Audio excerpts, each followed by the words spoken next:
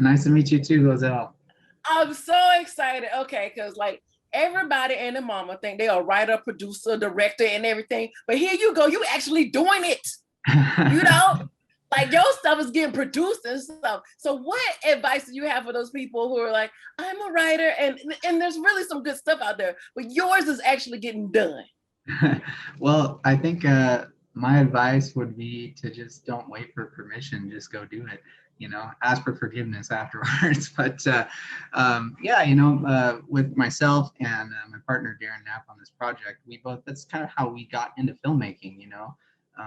We're big fans of Robert Rodriguez, and he's always kind of, promoted doing things yourself and relying on your creativity to solve problems, because everybody's a creative person. Everybody has that power. Even if you don't think you know how to do something technical, you can find a way around whatever challenge that presents itself. So we really took that to heart, and from a pretty early age I got really interested in film and filmmaking, seeing how it was done, and just kind of like, oh, I could do that. Okay, so like, this is how you use a camera, this is how you cut something together. I had no idea that my friend's little mini DV video camera wasn't what they were using to film Star Wars. It didn't connect until later. I just thought, oh, this is really cool, we have everything we need, right? So you just start going for it.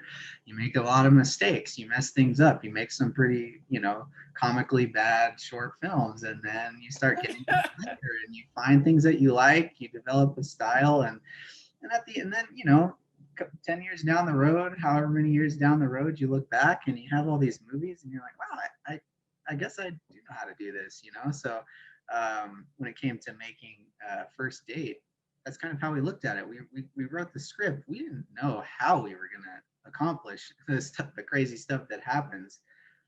But I felt excited by the idea. It really, it had this energy of movies that I love, and that got me, really, really excited about making movies. So I just thought, well, we know how to shoot a short film. We know how to put a scene with actors together. We can figure out the technical challenges of some of the crazy stuff that happens, but let's just see what happens. Let's start with the easy scenes first, which is what we did. We actually, the very first scene of the movie was done first. And then, we would do scenes with like Tyson and Shelby talking together, things like that. And then the really complicated stuff was done at the end, once we had built up the skills and also the finances to make it happen. So that's what I would recommend. If you have a dream, anything you want to do, just go do it. I love that. And you're so young and you're going for it and still going for it.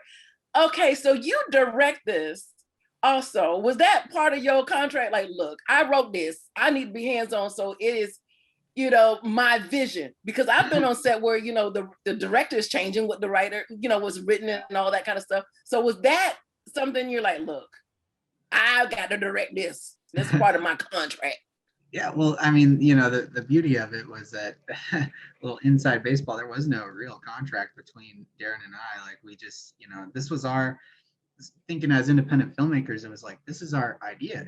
We came up with this thing, let's make it. There could have been a world where we perhaps wrote the script and tried to sell it, and then they said, okay, like, this is really cool, let's get an experienced director on board, but that was never really, the point. It was such a personal, kind of a passion project, right? And I mean, I was seeing images before we were even writing the script, as we were talking about the idea.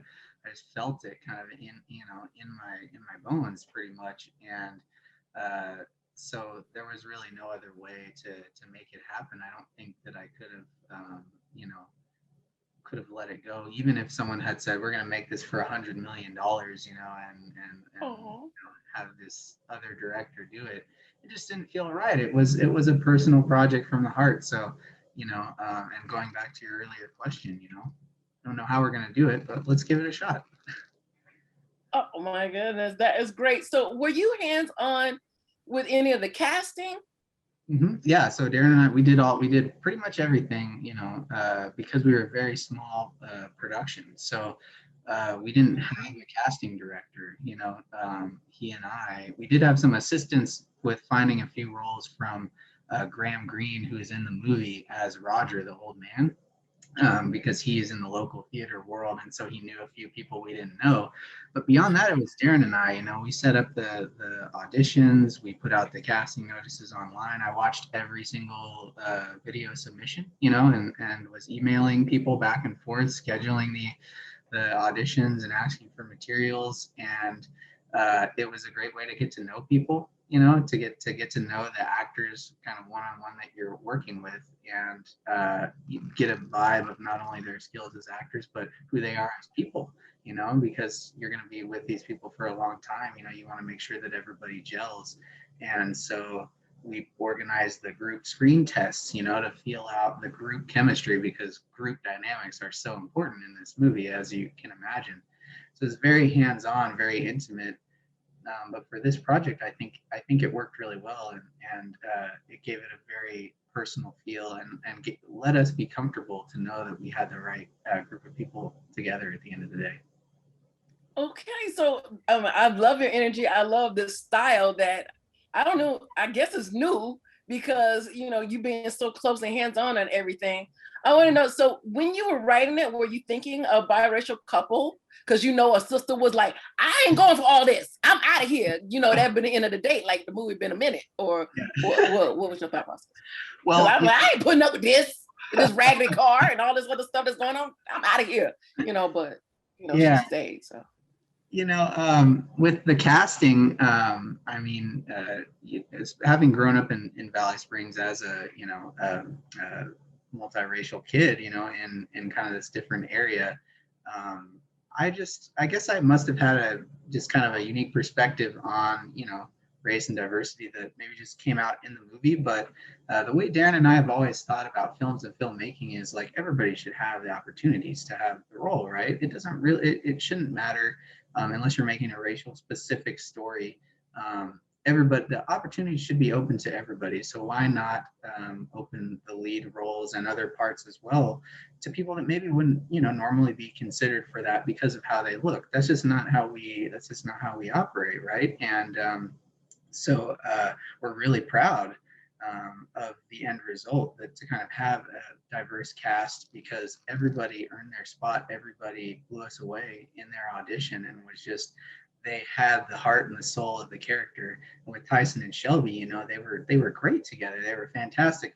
From the moment we got them together in their screen test, they just clicked, and that was super, super important to us. So yeah, and not only with them, but with all the other actors, top to bottom, the way they clicked with each other and just fit into their roles, and brought even more than what we had imagined on the script. That's one of my favorite parts about working with actors and casting, is that they can bring so much more than what's on the page. They give it the personality and the life. And I even love to revise the script after rehearsing with the cast, seeing how they do things and what they connect to. So it's just a joy to see everybody come together on screen. Okay, so like, are you home? Because I see like that cat thing back there. So you really are into cats, because there's like a cat lady that's in the movie too. Like what? Like, oh yeah. So there's a cat connection. There is a cat. Are you the shy boy too? Like I see this cat. Like what's the deal with the cats? Yeah. No, I am a cat person. I do have a cat. He's hiding right now. Okay. And I grew up with cats, so it's kind of funny. We filmed the house we filmed at for Darla. It came with the cats. So the friend who was nice enough to let us use her house, she had a bunch of cats already, and she loves her cats. So we were like, this is hilarious. Let's incorporate it. So some of the dialogue kind of started to change, right? Oh. And the character already kind of fit, but then we actually wanted more cats. So I shot a few little insert shots at my mom's house with my mom's cats, and we cut them in too. So yeah, that was a lot of fun. Okay, all right. So tell me, have you been on a adventurous, terrible, or outrageous first date? All of my first dates, all my first dates have been pretty low key. Happy to say this is not based on a true story. Okay, but maybe the shy part, because I'm sensing that little, like, I'm like, he's so cute and adorable, and I think he's a little shy, but how can you be shy when you're like the writer, the producer, director, but I still well, see it. That's the thing. I mean, yeah. So the character of Mike, there's a lot of myself and Darren in that character, you know, and there's a lot of memories of, you know, growing up in the area, you know, like sitting in the car late at night with your crush, talking for hours, you know, things that I do remember, that I do really connect with. And you know, I guess I am naturally a relatively shy person, but you know, I think I have grown since high school, fortunately. Yeah. Also, you know, I guess when you know, on set making a movie, something just clicks in, and I feel like this is where I'm supposed to be, and you know, everybody's there for the same goal. You know, it becomes like a family atmosphere, especially on this one, because you know, it was relatively small, and yeah, you're with your friends, they become your family, and it just, you know, everybody is free to be themselves and just work together to make something cool. So Excellent. So is there an idea for a second date or a sequel or another first date with another group of people? Like what's next? Because this is hilarious and fun and dark and funny and crazy. Yeah, we have actually kicked around ideas that, because the cool thing about this story is there's so much on either side of it, and that was one of the things that got us excited about the idea as well, was that there's this huge, really weird, crazy story, but you just get to see one little piece of it from the perspective of someone who's like on the outside, just wants to take a girl on a date. So there's a lot more that could be told in this universe. You know, we've kicked some things around for fun. But Darren and I, you know, we're always working on other ideas as well, even outside of first date. So we have a few things we're kicking around aside from that we're really excited about too. So hopefully we'll be able to put something new together very soon. Okay, thank you so much. I enjoyed your energy, your shyness, your boldness. You know, I can see you represented all in this movie. I am very thankful to you and Darren for writing this creative, funny movie, and I can't wait for another aspect of this movie another time. That's great. Thank you so much. Thank you so much. It was great speaking with you.